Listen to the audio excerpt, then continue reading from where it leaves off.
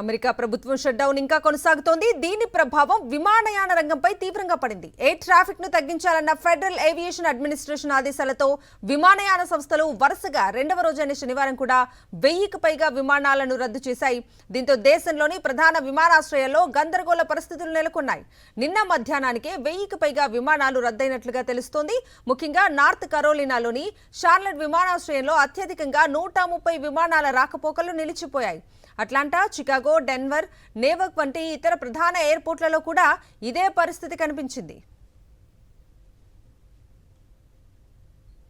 ప్రస్తుతం 40 విమానాశ్రయాల్లో 4% విమానాలను తగ్గించామని, రానున్న రోజుల్లో 10%కి పెరిగే అవకాశం ఉందని FAA తెలిపింది. ప్రభుత్వ షట్డౌన్ కారణంగా దాదాపు నెల రోజులుగా ఎయిర్ ట్రాఫిక్ కంట్రోలర్లకు జీతాలు అందటం లేదు. దీంతో చాలా మంది అనారోగ్య కారణాలు చూపి విధులకు గైర్హాజరవుతున్నారు. ఇప్పటికే ఉన్న సిబ్బంది కొరతకు ఇది తోడవడంతో విమానాల నిర్వహణ కష్టంగా మారింది. విమానాల రద్దు ఇలాగే కొనసాగితే థ్యాంక్స్ గివింగ్ వారం నాటికి పరిస్థితి మరింత దిగజారి పర్యాటకం, హాలిడే షిప్పింగ్ పై కూడా తీవ్ర ప్రభావం చూపుతుందని విశ్లేషకులు హెచ్చరిస్తున్నారు.